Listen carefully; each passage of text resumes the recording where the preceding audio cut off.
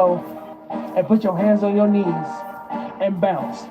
Let's see if you got them good knees. Put them hands up. Put them hands up. Put them up. Hey girl, bounce it over here. Hey girl, bounce it over there. What's up, y'all? It's your boy Lamar Tazz J. Welcome to Story Time, Hey girl, bounce it over here. episode 3, season 1.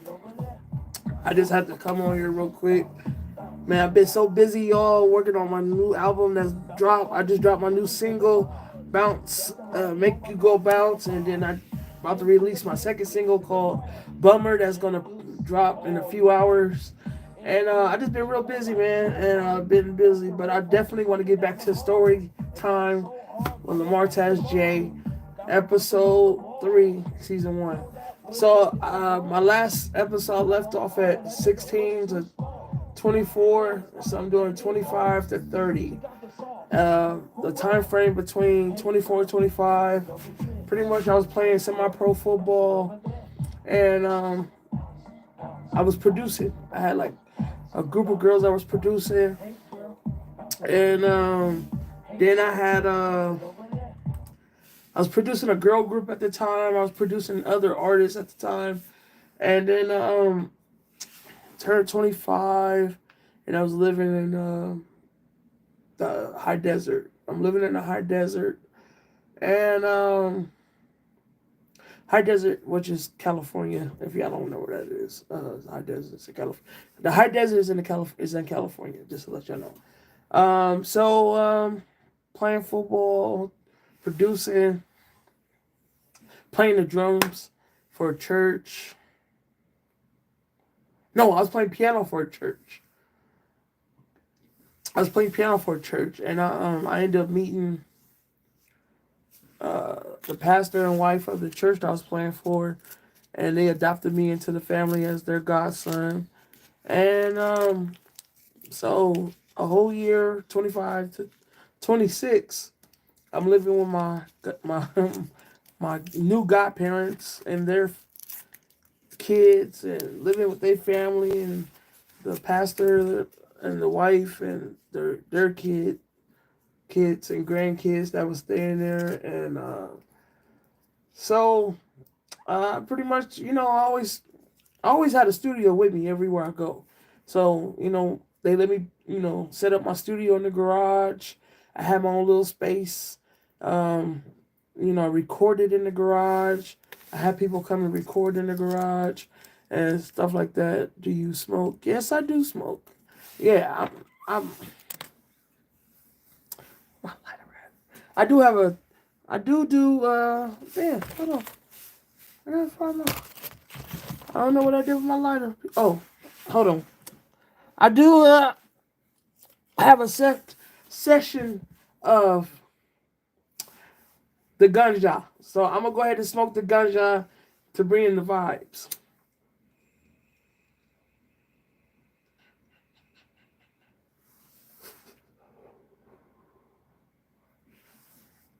All right.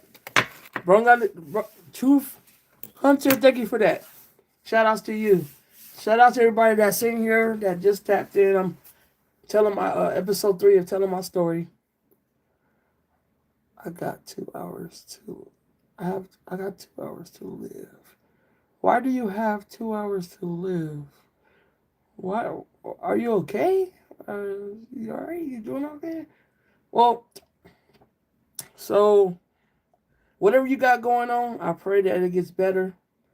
I send positive vibes to you. I don't know what's going on. I don't know why you said you have 2 hours to live.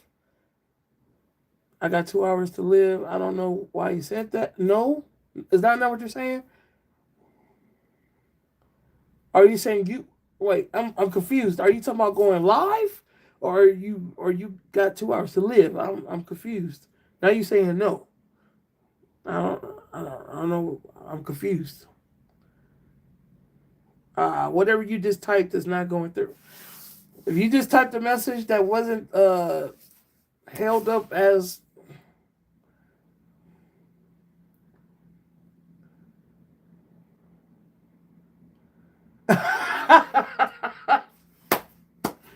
that was a good jump.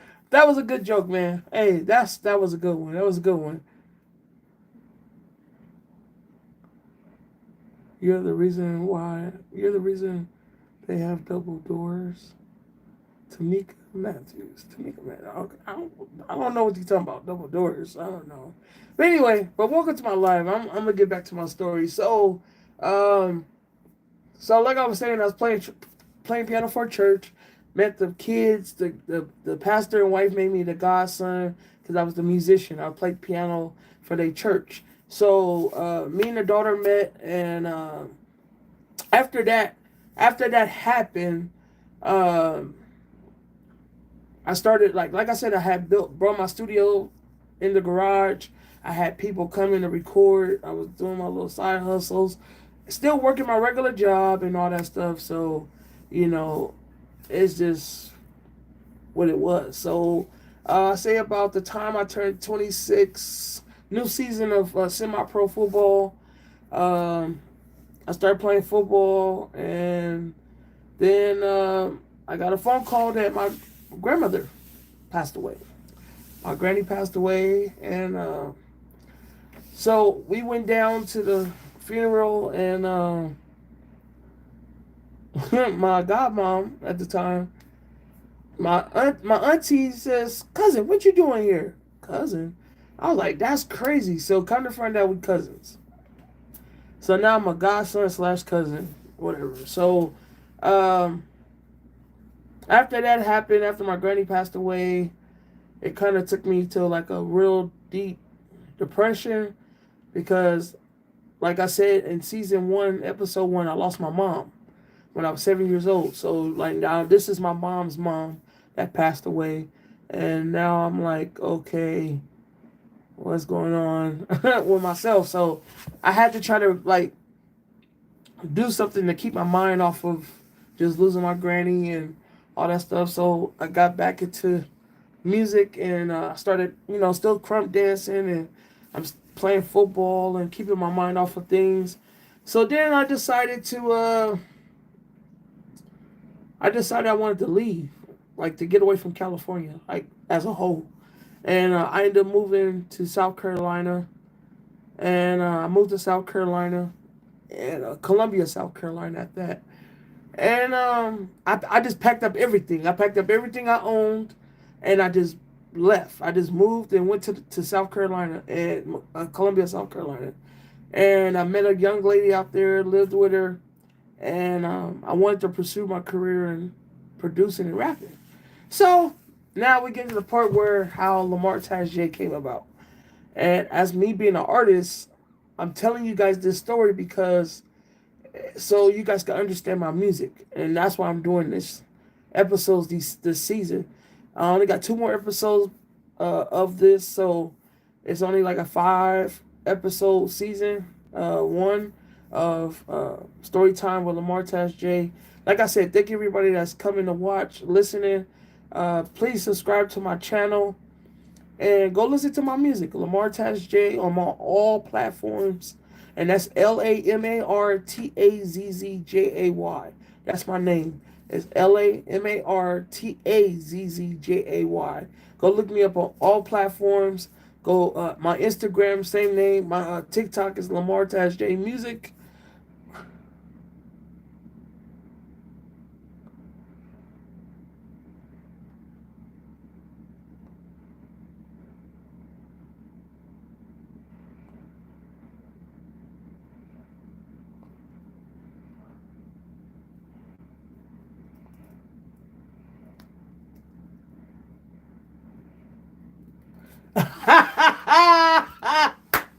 Oh my God, I have to read the message again. That's funny. That's funny. Yeah, man. Welcome to the show. Some kind of channel. Some kind of tunnel. I like that. Yeah, man. Shout out to you, player. That's funny. I had to look at that like what? Yeah, um so I moved to South Carolina. I was 27 years old. So a year after my granny died. 27. I moved with this girl out there. And I end up going to look for a job. So I went to go look for a job, and But my job, I wanted to do music. So I went to, because I was a musician, I went to a church and applied to be a musician there. I ended up getting a job as a musician for a church out there. And then I ended up going to a studio to get a job at a studio as an intern. And I went to Quantum Beats Recording Studio in Columbia, South Carolina.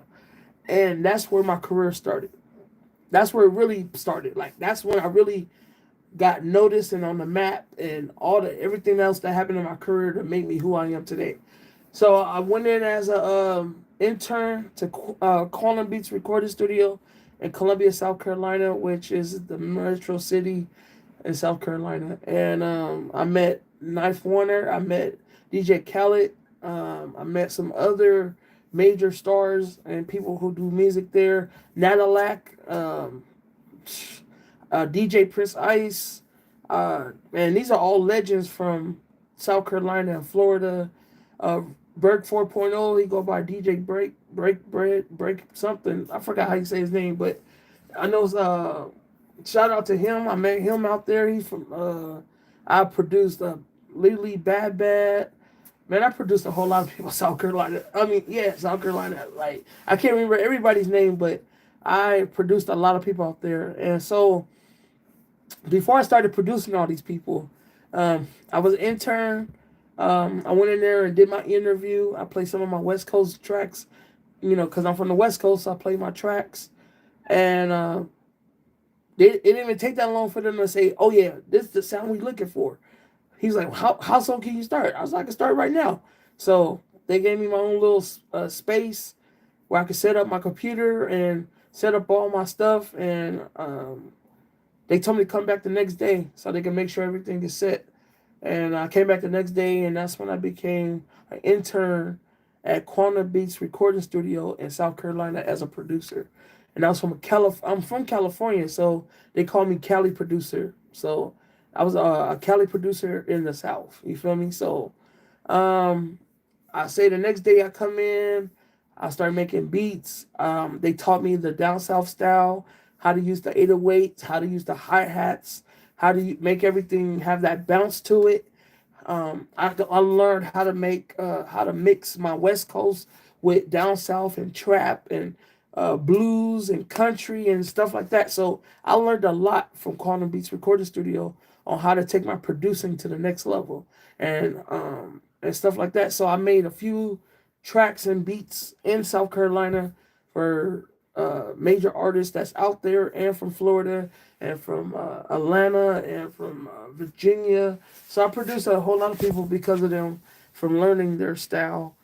So I say I'm about like, what, 26, 27, 27, about be 28 now.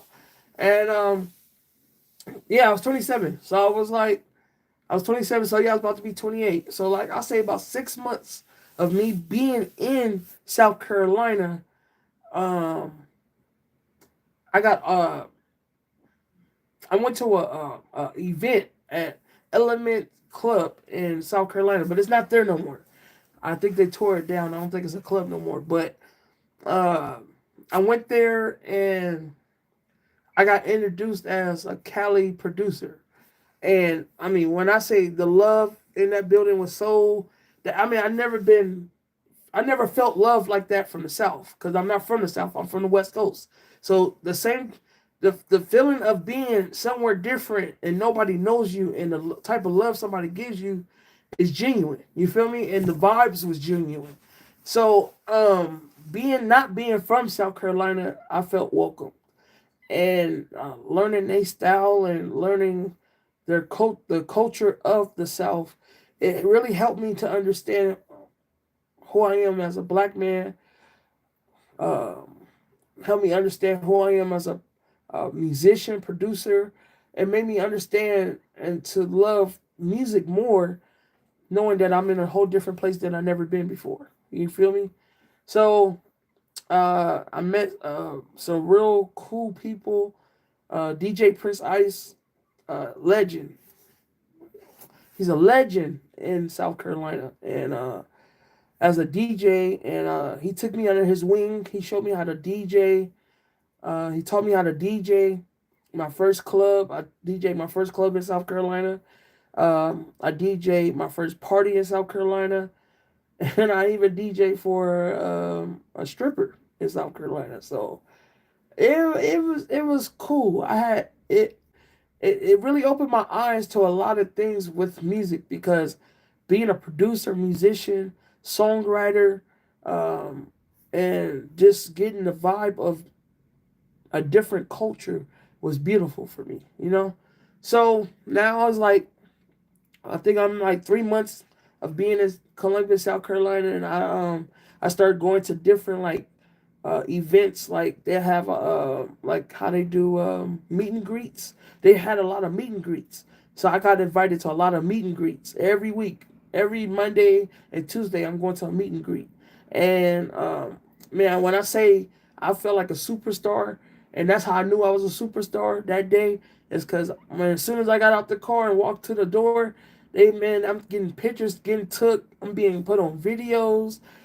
People got me like interviewing them, like they interviewing me, asking me questions about why did I come from California to South Carolina. I mean, I felt like a real like celebrity right then and there in a whole different place that I'm not from, you know.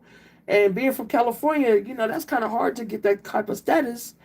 Being from LA, you feel me? So being in the South, it opened my eyes. And then I say about 2 or 3 months, I say about 2 or 3 weeks after that, I get a phone call to come meet up with DJ Prince Ice, and he was like, "Hey man, come with me. We're gonna go to this record store, and they're doing pictures. They're gonna take pictures of people and put it in a magazine." And I was like, "What? Okay, that's what's up. Let's go." So I get there, and it was a surprise for me. I walk in the door, everybody like, "He's here, he's here," and so pretty much I got promoted to be put on a cover of a magazine. So I was on the cover of a magazine in Metro City, Columbia, South Carolina. The magazine was called Metro City Magazine. I have the picture of the cover in my files. I don't have. One of these days I'm gonna show it on my live, but I have the actual cover saved on my hard drive from that magazine that was out. I had the magazine, but it was so many years ago. You know, it got lost or whatever when I moved. You know, whatever. But that right there in itself was what put me on the map for producing and being a DJ, and being in the South. And it's true. People listen to me now. It is true what they say. When you go somewhere different, you do get on faster with your music. So trust that. I went somewhere different and my music blew up faster than being from California. I don't know why I said that, but it's the truth. So I remember one day we was all chilling and we was at this club celebrating, and then they got this thing called the woo woo drink. And I remember like at 12 o'clock they ring a bell and there's pictures and pictures and pictures and pictures of woo woo being bought for $10, and it was like a special they did. So one day I was like, I told him, my friend at the time, I said, "Hey man, we should do a song called the Woo Woo Song, and I'll make the beat and you rap on it." So I made the beat, he rapped on it, and it was called the Woo Woo Song. So now I don't know if they still play it now, but I remember every weekend they played that song when it was Woo Woo Happy Hour for Woo Woo. So it was called Woo Woo Happy Hour. So I remember they played my song, the track that I made with him rapping on it, every time they did the woo. I don't know if they still do it now, but that was the anthem for that song. And then so things happen, and I start selling beats, making money selling beats. And then one day I was hanging out with Bird 4.0, and he was like, "Man, you should rap." And I said, "I should rap." I said, "Nah, man, I'm gonna stick to producing. I'm just a producer. I'm just a dude in the background. I could record you. I could engineer you. I could make sure you singing the right notes. I could make sure you rapping the right notes. I'm just the man in the background. I don't want the fort. You know, I don't want to rap. You know, that's not my thing." But he's like, "No, man, try it. Just try to freestyle. Like, try to put these words together." just try it. So I was like, all right. So we sit in the car, he played the beat, and I was like, I don't kind of remember what I said, but I know, like, I was like, I rapped, I was like, bit, bit, bit, bit, bit, bit, bit, bit, bit, and he was like, yeah, yeah. He's like, and then I started laughing. I was like, man, stop playing, bro. He's like, bro, you should rap. He's like, you should keep practicing, keep like getting the flow of it, and he's like, you should rap. So I was like, all right. So I think I was like 28 at the time, and I was getting ready to go back to California because my dad called and said he needed me to come back and help my little sister. So I came back to California from South Carolina, but I kept going back. So I was going in between California and South Carolina. So I was in between, back and forth, back and forth, back and forth, back and forth. So then, and then I was crump dancing too. So I was going to North Carolina to dance, dancing in South Carolina, and like, and because they're right next door to each other, North Carolina and South Carolina, like not that far from each other. So I'm still crump dancing. I'm crump dancing, doing shows for. I did a show for USC Gamecocks. It was the Black Student Union. They did a fashion show, and I was the featured artist on the fashion show. I DJ'd all their music. I put all their music together for the fashion show. I crump danced at the fashion show. And yeah, it was dope. Like I felt like a whole star. I felt like a whole superstar out there. It was crazy. And then I ended up going to a bar that night, and come to find out it was like open. It was like open mic, and they had different musicians in there. And they said they had a section where they had a part of the show where they asked if anybody could play a music instrument to come up. And you can play whatever you want, and the band will play with you. So, knowing me, I'm a piano player, I'm a producer, a songwriter. So I got up and was like, hey, I play piano. I got a song on piano. Can I play it? So he was like, yeah, come up. So what's your name? I was like, Lamar. He's like, for sure, Lamar. Hey, y'all give it up for Lamar. So I sit at the piano, and I get to playing my song. And then I had the bass player. I told the bass player what to play. I told the drummer what the groove was. I told the saxophone, the string, all the musicians. I just screamed out the notes to them, and they knew what to do. So as soon as I called out the first chord, I told them it was a C minor, and then after that, I just kept telling what as the song was going on, what chords and everything, and it was so dope. And so after the night was over with, the guy who ran the open mic for at the bar, as I was leaving, he was like, hey, young man, come here, let me holler at you for a second. So I walked up to him. He's like, hey man, who taught you how to play like that? I was like, oh man, I've been doing music since I was a youngin, and my dad plays everything in the book, and he's a known producer, songwriter, and stuff like that. So he taught me how to play like that, along with naturally having gifts. you know. So he was like, what's your dad's name? So I told him my dad's name, and he was sitting there pondering, and he was like, wait, does your dad have, is your dad light skinned and glasses, and he plays the saxophone, organ? I was like, play with Jimmy Smith? I said, yep, that was my dad. I said, yeah, that's my dad right there. He was like, man, he's like, I used to play with your dad back in the day. I played with your dad's band. What do? I was like, nah, that's what's up. I never met this man before, but when he found out what my last name was, he was like, damn, I know your dad, man. It's an honor to meet the great man's, he was an honor to meet you, man. And I was like, oh, thanks. It's an honor to meet you, because you talk about you played with my dad back in the day and in the band. And so I called my dad on the phone, right? And I was like, hey, Dad, there's somebody here that know you. And I'm out here in South Carolina, and this dude said he know you. So my dad got on the phone, he talked to him. And after he got off the phone, he's like, man, you can come here and play anytime you want. We here every Tuesday. Come down here and play with us. You can play drums, bass, you can play whatever you want. He was like, you dope, bro. He was like, keep doing your thing. I was like, oh, thanks. I appreciate it. So that right there in itself, that's how I knew I was a superstar. That's how I knew anything I do in music is I'm gonna always have somebody feel good about what I do for music. You feel me? So I'm 28. I'm getting ready to come back to California. I get back to California. I get a phone call from my cousin, and he was like, "Hey man, Big Y from the relatives want you to come to the studio." And I was like, "All right, for sure." And I come to the studio, and he was like, "Yeah, man, I heard you was producing in South Carolina.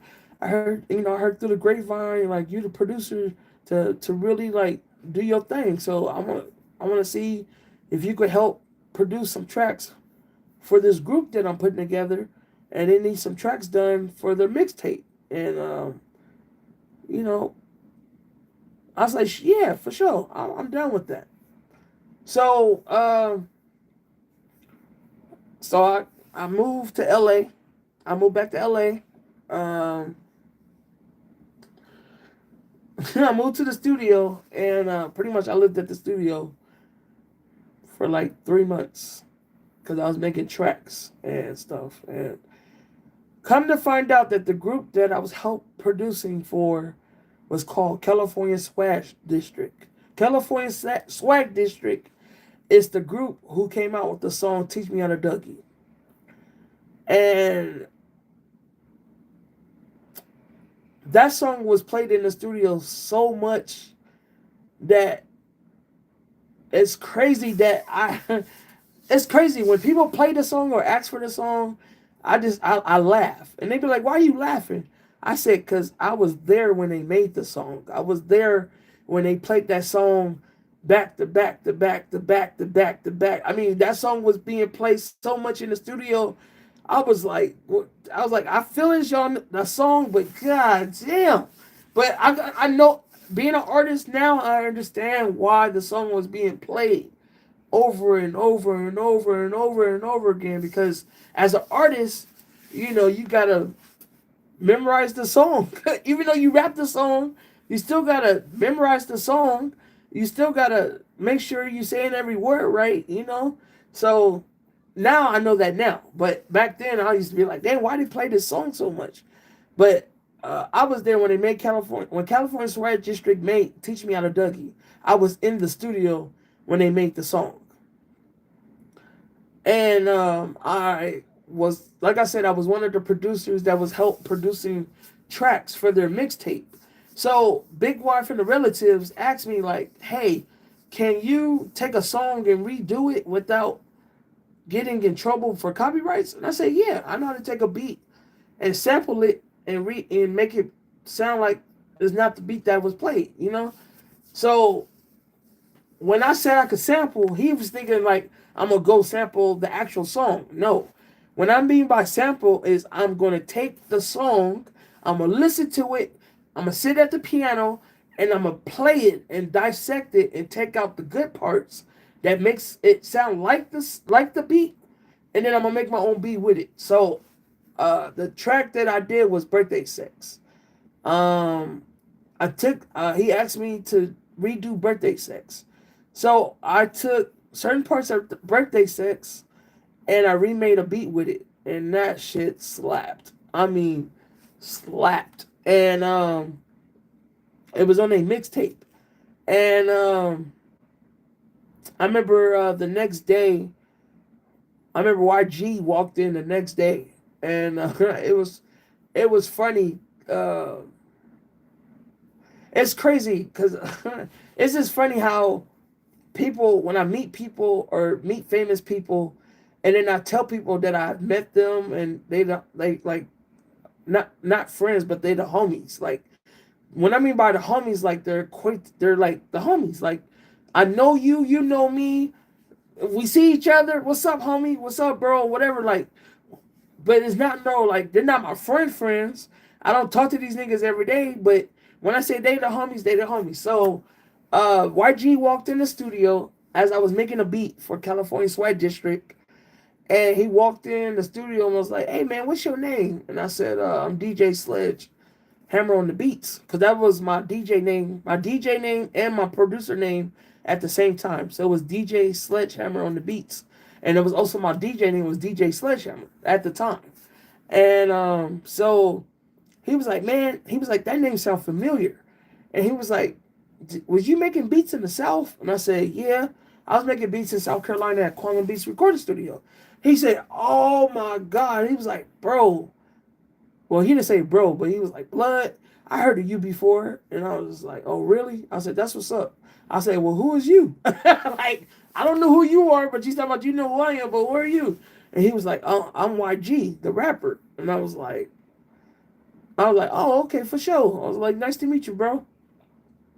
He was like, yeah, for sure. So Big Y, he walks out and goes to the studio with California Swag District and Big Y, because I guess he was doing a song with California Swag District, or they was doing a song with him, or he was doing a song with, I don't know. But I just know he was in there to do a song with them and stuff. And I'm in the studio making a beat. And he comes out their session and comes back into my studio session and was like, hey, man. He was like, that beat is dope. He was like, I like that. And then he was like, I got somebody I want you to meet. I was like, cool. I was like, who's that? And he was like, DJ Mustard. I was like, DJ Mustard, okay. I was like, well, for sure. I said, well, I'll be here tomorrow if you want to bring him through. So he was like, yeah, for sure. So then he walked out, and then Big Y was like, I was talking to Big Y, like, you know, it's crazy, and I appreciate you for letting me work with you with this mixtape for California Swag District, because I just met YG, and YG heard about me in South Carolina, and I heard about YG in California, but I never heard about him in the South like that. But he heard about me in the South. So when I came back from the South back to California and he met me at Big Y Studio, it was just an honor to meet YG. You feel me? So, but like I said, YG is the homie. I know him. So he's not my everyday friend, but if I see him on the street, or if I see him at an event, or see him at wherever, you know, we speak to each other. We say, what's up? How you been doing? I also met Joe Moses. I met Joe Moses through Big Y. I met DJ Mustard through Big Y. I met Compton AV through Big Y. The Fanatics through Big Y. Audio Push, I met them through Big Y. And yeah, so it was a great experience to meet these people producing California Swag District. So shout out to California Swag District. Shout out to y'all. Shout out to Big Y. May he rest in peace. Shout out to Polly Rob. He's a producer and everything. Shout out to you, bro. And shout out to Trick, my cousin Trick, man. If it wasn't for you bringing me up to him about producing, you know, I wouldn't be the producer I am today. Shout out to you, bro. All right, y'all. Well, that's episode 3. And I definitely will be tapping in with you guys after January 2025. Will be episode 4. And I will continue the story of who I am as Lamar Tazz J. Thank you for stopping by. Like I said, share, subscribe, like, comment, and thank you for coming through. This is Story Time with Lamar Tazz J. Go listen to my music. I'll see y'all the next time. Y'all know what it is. I'm out of here. Bounce, bounce, bounce. Hands up, that's wow. She lay it down like the golden child. Bounce it over here, hands on your knees. Or step back and try not to flee. Ready, set, go, 1, 2, 3. She already deep in the sea. She's so fat, she got them good knees. Trust, I'll climb that tree. Looking through these glasses is 3D. She's the 808 mixed with Cherokee. Bounce house, I got